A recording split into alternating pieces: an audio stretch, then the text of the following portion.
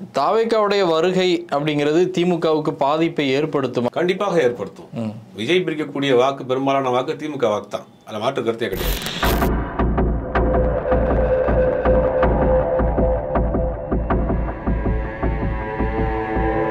மத்தியில பாஜக இரும்பு கரத்தோட நிக்குது. எல்லா மாநில உரிமைகளையும் பறிச்சுக்கிட்டு இருக்கானுங்க. இஸ்லாமியர்களுடைய பொருளாதார ரீதியாக போயிட்டு இருக்கு. அப்ப நம்ம ஒரு வலுவான கூட்டணி பக்கம் நிற்பதுதானே சரியான அறிவுபூர்வமான விஷயமா இருக்கும். பாஜக எதிர்ப்பதற்கு விஜய் ஒரு ஆப்ஷனா? 4 பேரை கூப்பிட்டு வச்சு ஒரு பேனா படிச்சுட்டு கொடுத்ததுக்காக அவர் வந்து தலைவராக இருப்பாங்க. கொள்கை என்ன, கோட்பாடு என்ன, மக்கள் பிரச்சனை என்ன, எல்லா நடிகரும் தான் உதவி செய்யறாங்க. 1967 இதே மாதிரி மக்கள் நினைச்சிருந்தா திமுக ஆட்சிக்கு வந்திருக்க முடியாது. அப்போ இந்த விஜய் டிவியில் கேபிஒய் பாலான ஒரு தம்பி இருக்காப்புல, நான் சம்பாதிக்கிறத போகிற அங்கே ஊருக்கு போய் நிறைய உதவிகள் செய்கிறாப்புல, ஆம்புலன்ஸ் வாங்கி கொடுக்குறோம், டிராக்டர் வாங்கி கொடுக்குறாப்புல, மருத்துவ உதவிகள் பண்ணுறாப்புல, அவர் முதலமைச்சர் வைக்கலாமா? திமுக மீது 1000 குறைபாடுகள் இருக்கும். திமுக அரசு மீது 1000 குறைபாடுகள் இருக்கும். அதை விட மிகப்பெரிய பிரச்சனையே இருக்கு. மானிய உரிமைகளுக்கு பிரச்சனை இருக்கு, கல்விக்கு பிரச்சனை இருக்கு, அடுத்த தலைமுறையுடைய உயர்கல்விக்கு பிரச்சனை இருக்கு. எல்லாத்துக்குமே விஜயும் குரல் கொடுக்காரு.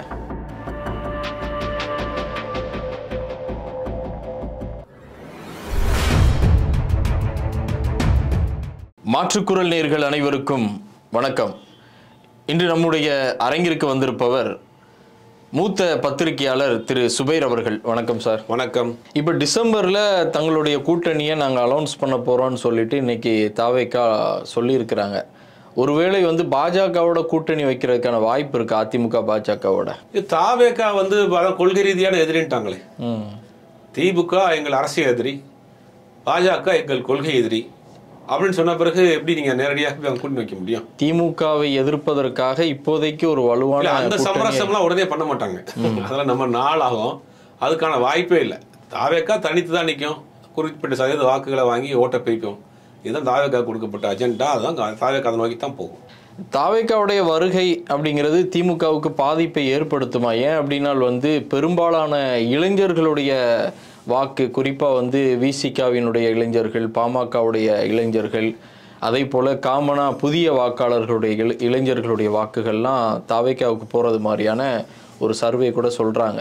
அதே போல் வந்து சிறுபான்மையர்களுடைய பெரும் வாக்குகளும் தாவேக்காவுக்கு போகிறது மாதிரிலாம் சொல்லும்போது இது திமுகவுடைய கூட்டணிக்கு இது பலகீனத்தை ஏற்படுத்துமா? கண்டிப்பாக ஏற்படுத்தும். விஜய் பிரிக்கக்கூடிய வாக்கு பெரும்பாலான வாக்கு திமுக வாக்கு தான். அதில் மாற்று கருத்தே கிடையாது.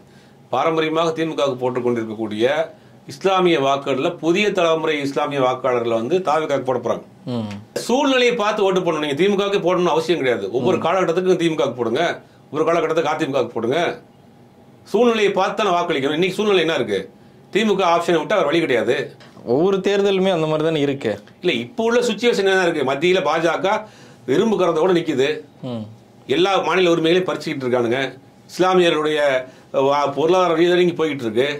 அப்ப நம்ம ஒரு வலுவான கூட்டணி பக்கம் நிற்பதுதானே சரியான அறிவுபூர்வமான விஷயமா இருக்கும். ஒரு பலமான ஒரு எதிரியை எதிர்ப்பதற்கு நம்ம ஒரு பலமான கூட்டணி இருக்குதானே அறிவுபூர்வமான விஷயமா இருக்கும். அது அப்படித்தானே யோசிக்கணும். திமுக மீது 1000 விமர்சனங்கள் இருக்கட்டும், திமுக மீது 1000 குறைபாடுகள் இருக்கும், திமுக அரசு மீது 1000 குறைபாடுகள் இருக்கட்டும், அதை விட மிகப்பெரிய பிரச்சனையே இருக்கு. மானிய உரிமைகளுக்கு பிரச்சனை இருக்கு, கல்விக்கு பிரச்சனை இருக்கு, அடுத்த தலைமுறையுடைய உயர்கல்விக்கு பிரச்சனை இருக்கு. எல்லாத்துக்குமே விஜயும் குரல் கொடுக்காரு. விஜய் ஒரு வலுவான கூட்டணியா? விஜய் ஆப்ஷனா? அதுக்கு மாற்று பாஜக எதிர்ப்பதற்கு விஜய் ஒரு ஆப்ஷனா? இங்க அகில இந்திய அளவில் ஒரு கூட்டணி இருக்கு. காங்கிரஸ் இருக்கு, கம்யூனிஸ்ட் இருக்கு. தமிழ்நாட்டினுடைய பிரச்சனையை ஒரு பிரச்சனைன்னு வந்துச்சுன்னா நாடாளுமன்றத்தில் பேசக்கூடிய அளவுக்கு நீங்க எதிர்கட்சிகள் இருக்கு. நாடாளுமன்றத்தை முடக்கக்கூடிய அளவுக்கு காங்கிரஸ் கட்சி எதிர்கட்சியா உட்கார்ந்துருக்கு, கம்யூனிஸ்டுகள் இருக்கு, முஸ்லீம் லீக் இருக்கு, விடுதலை சிறுத்தைகள் கட்சி இருக்கு. இத்தனை கூட்டணியோட அங்க போய் நம்மளுடைய பிரச்சனையை பேசுவதற்கு அங்க ஒரு ஆளுமிக்க எம்பிகள் இருக்கிறாங்க. விஜய் போய் எங்க பேசுவாரு? வக்ஃப் திருத்த சட்டத்தினுடைய ஆர்ப்பாட்டத்துக்கு பனையூர்ல நடக்குது. இல்ல, அன்னைக்கு வந்து 1967 இதே மாதிரி மக்கள் நினைச்சிருந்தா திமுக ஆட்சிக்கு வந்திருக்க முடியும். திமுக ஆட்சிக்கு உடனே வரல, முதல் நாள் கிளம்பி 4 நாள் கிளம்பி வரல. ஆமா, உண்மைதான். அண்ணாங்கிற ஒரு மாபெரும் ஒரு தலைவர் இருந்தாரு. அண்ணா பேசிய சித்தாந்தம் இருந்துச்சு, அண்ணா பேசிய பேச்சு இருந்துச்சு. பாரம்பரியமான காங்கிரஸ் கட்சியை வீழ்த்தினார் அண்ணா. சித்தாந்த ரீதியாக மக்களை ஒன்று திரட்டினாரு, மொழி ரீதியாக ஒன்று திரட்டினாரு, தெரு தெருவா போய் பேசினாரு. அண்ணாவுடைய ஆளுமை மிக்க பேச்சும் அண்ணாவும் விஜய் ஒன்னா. அந்த ஒப்பீடே பார்த்தே அண்ணாவை அசிங்கப்படுத்துற மாதிரி. அது அண்ணாவினுடைய ஆற்றலுக்கு விஜய் பக்கத்தில் வருவாரா? அண்ணாவும் விஜய் ஒன்னா? எம்ஜிஆர் மாதிரி படுத்துட்டே ஜெயிக்க போறாரா? நம்ம இந்த விஷயத்தை விட்டுணும். இன்னைக்கு உடைய சூழ்நிலை என்ன இருக்கு? இன்னைக்கு பாஜகவை அகில இந்திய அளவில் எதிர்ப்பதற்கு நம்ம ஒரு வலுவான ஒரு கூட்டணியில் இருப்பதுதான் அறிவார்ந்த தனம். அதைத்தான் செய்யணும். அதை விட்டுட்டு அவர்கிட்ட போய் பார்ப்போம், இவர்கிட்ட போய் பார்ப்போம்னா, செங்கல்பட்டு தாண்டாத ஒரு கட்சி கூட போய் நீங்கள் எங்கே போய் டெல்லியில் போய் போராட்டம் பண்ணுவீங்க, எங்கே வேறுபாட்டம் பண்ணுவீங்க? அவரே வீட்டை விட்டு வெளியே மாட்டாரே. நாளைக்கு உங்களுக்கு ஒரு பிரச்சனை, இந்த நண்பா நண்பிகளாக ஓட்டு போடுறீங்க, இஸ்லாமியர்களுக்கு ஒரு பிரச்சனை, விஜய் வந்து ரோட்டுக்கு வருவாரா? அவரை நீங்கள் எளிதாக போய் பார்த்துட முடியுமா? என்ன செய்ய போறீங்க? இப்போ இல்லை, வெளியில் வந்திருக்காருல்ல. இதுக்கு முன்னாடி அனிதாவுடைய வீட்டுக்கு நேரடியாக போயிருக்காரு, ஜல்லிக்கட்டு போராட்டத்துக்கு வந்திருக்காரு, தூத்துக்குடிக்கு வந்திருக்காரு, விசச்சாராயத்தில் இறந்து போனவங்களுடைய வீட்டுக்கு போயிருக்காரு. முன்னாடி நார்மலாக நடிகராக இருக்கும்போதே போன ஒரு விஜய் ஒரு அரசியல்வாதியாக வரும்போது இன்னும் வரலன்னா களத்துக்கு ஆல்ரெடி வந்துட்டாரு அவரு. இன்னும் மக்களை வந்து இப்போ ஜூன் மாதம் போய் சந்திக்க போறாரு அப்படிங்கிற மாதிரியான ஒரு தகவல் எல்லாம் அந்த கட்சி. கேபி பாலான்னு ஒரு தம்பி இருக்காப்புல, கேபிஒய் பாலான்னு, விஜய் டிவியில் கேபிஒய்னு கலக்க போகுது யாருன்னு ஒரு நிகழ்ச்சி நடக்குது. சரி, அதில் பகர்ந்து வரக்கூடிய பாலான்னு ஒரு தம்பி இருக்காப்புல. அப்போ அந்த விஜய் டிவியில் கேபிஒய் பாலான்னு ஒரு தம்பி இருக்காப்புல. நான் சம்பாதிக்கிறத போகிற அங்கே ஊருக்கு போய் நிறைய உதவிகள் செய்கிறாப்புல, ஆம்புலன்ஸ் வாங்கி கொடுக்குறாப்புல, டிராக்டர் வாங்கி கொடுக்குறாப்புல, மருத்துவ உதவிகள் பண்ணுறாப்புல. அவர் முதலமைச்சர் ஆக்கலாமா? 4 பேரை கூப்பிட்டு வச்சு ஒரு பேனா படிச்சு கொடுத்ததுக்காக அவர் வந்து தலைவராக்கிட முடியுமா? கொள்கை என்ன, கோட்பாடு என்ன, மக்கள் பிரச்சனை என்ன, எல்லா நடிகரும் தான் உதவி செய்யறாங்க. எல்லாருமே அரசியலுக்கு வந்தாங்களா? பவர் ஸ்டார் சீனிவாசன் கூட நிறைய ஹெல்ப் பண்ணாரு. பவர் ஸ்டார் சீனிவாசனை வந்து முதலமைச்சர் ஆக்கிடலாமா? அப்போ உதவி செய்யறது சமூக பிரச்சனைக்கு நேரடியாக களத்துக்கு போறது வந்து ஒரு நடிகராக இருக்கிறது சாதாரண விஷயம் இல்லை. இதுக்கு முன்னாடி தமிழ்நாட்டில் எல்லா நடிகர்கள் சினிமால இருந்து வந்தவங்க தானே. ஆமா, அடுத்து எம்ஜிஆரா இருக்கட்டும், ஜெயலலிதா இருக்கட்டும், சினிமா மூலமா தான் வந்தாங்க. ஏன் விஜய் வரக்கூடாதா? என்ன வரக்கூடாதுன்னு யாருமே சொல்ல. ஜனநாயக நாட்டில் யார் வேணாலும் கட்சி ஆரம்பிக்கலாம், யார் வேணாலும் தேர்தலுக்கு வரலாம். செயல்பாடுகள் தானே இருக்கு. கட்சி ஆரம்பிச்சு 1 மாசம் 1 வருஷம் 2 மாசம் ஆச்சு. என்ன செயல்பாடுகள் என்ன பண்ணிருக்கீங்க? எத்தனை போராட்டங்கள் ஆர்ப்பாட்டங்கள் பண்ணிருக்கீங்க? வக்ஃபோர்டு திருத்த சட்டத்துக்கு விஜய் தலைமையில் ஒரு மாபெரும் ஆர்ப்பாட்டத்தை நடத்தி முடிச்சிருக்காரா? அண்ணா யூனிவர்சிட்டி பிரச்சனைக்கு ஆளுநர் வழக்கு போட்டிருக்காருல. வழக்கு யார் வேணாலும் போடலாம், சட்டப்படி மூவ் ஆயிருக்கலாம். ஜனநாயக ரீதியாக மக்கள் கவனத்தை போராட்டம் எதுக்கு நடத்துறாங்க?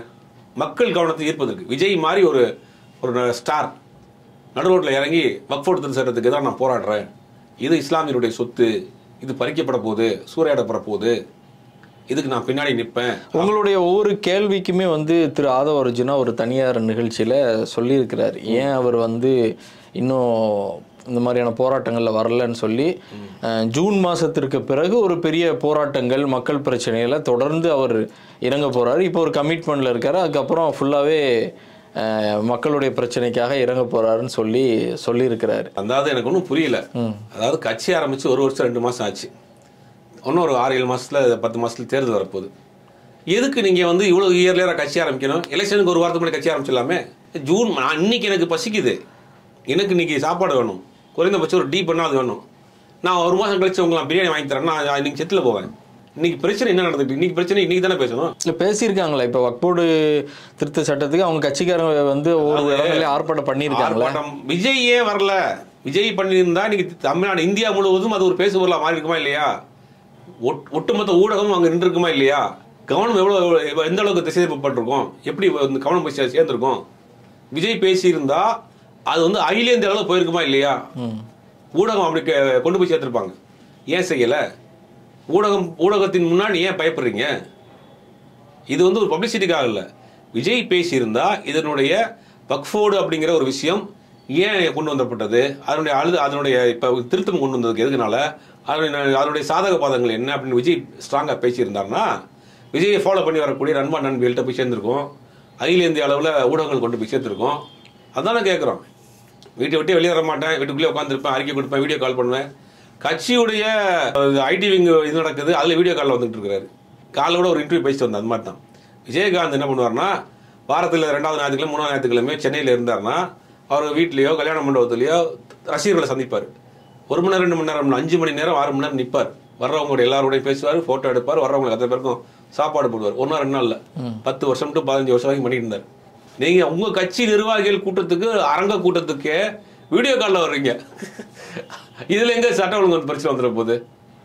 அப்படிங்கும் போது விஜயினுடைய அரசியல் ஒன்றும் வந்து அவர் ஏதோ ஒரு எலைட் அரசியல் பண்ணணும், இறங்கி வர மாட்டேங்கிறாரு.